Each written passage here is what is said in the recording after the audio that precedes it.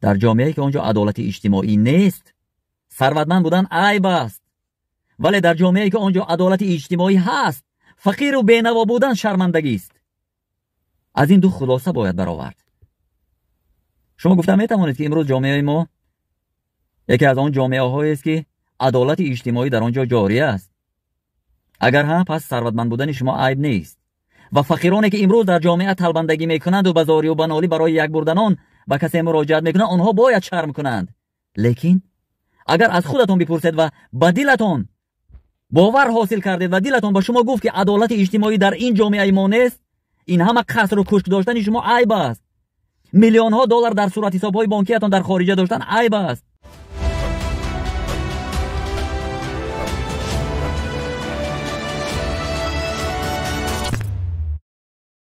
در اکثر کشورهای روی عالم روز 17 اکتبر همچون روز جهانی مبارزه با مقابل فقر، کمبغلی و یا خود بینوایی قید کرده می شود. هیچ کسی گفته نمیتواند که در زندگی او همیشه دارا، ثروتمند و زمام امور در دست داشته خواهد بود. چنانه حکیم فردوسی فرموده است: چنین است کردار چرخی درشت که گاها پشت زین و گاها زین به پشت. متاسفانه افرادی که امروز ثروتمندند، دولت دارند، وظیفه های بالایی دارند، با افرادی در پایین قرار داشته نیازمند، محتاج کم توجه میکنند تا به آن زمانی که خود به آن سطح برسند. زیرا خداوند میتواند ثروتمندی را گدا و گدای را ثروتمند گرداند. این در قدرتش است. بعضی ثروتمند، بعضی وظیفه‌دار، بعضی مقامدارانی که خود زمان هیچ چیز نبودند، امروز آنچنان مقام و منصب و گرفتند، آنچنان دولت و ثروت جمع کردند که دیگر نظرشان به عرض و شکایت و دادوای مردم نمیرسد. گویا این چیز یک چیزی معمولی است. ثروتمند باید ثروتمندتر شود، فقیر همانا باید آهسته آهسته زیر خاک گردد، خاکی پا شود. برای یک جامعه‌ای که ما میگوییم که آباد است، ثروتمند زیاد دارد، عیب است وقتی که یک نفر باز میبراید میگوید زندگی مشکل دارد، برای کودکانش غذای طلب میکند. این شرمندگی است. آقای ثروتمندان، دولتداران، آنهایی که مقام دارید، منصب دارید، قصر و کشک ها دارید، دیگر از اوف و پوفتان در نزد شما یک فقیر ایستاده نمیتواند.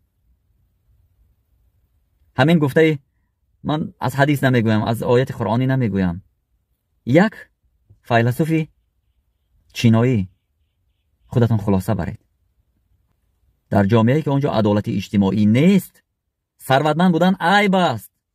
ولی در جامعه‌ای که آنجا عدالت اجتماعی هست، فقیر و بینوا بودن شرمندگی است. از این دو خلاصه باید برآورد. شما گفتم میتوانید که امروز جامعه ما یکی از آن جامعه‌هایی است که عدالت اجتماعی در آنجا جاری است. اگر ها، پس ثروتمند بودن شما عیب نیست. و فقیرانی که امروز در جامعه طلبندگی میکنند و بازاری و بنالی برای یک بردنان به کسی مراجعت میکنند، آنها باید شرم کنند. لیکن اگر از خودتون بپرسید و به دلتون باور حاصل کردید و دلتون به شما گفت که عدالت اجتماعی در این جامعه ما نیست، این همه قصر و کشک داشتن شما عیب است.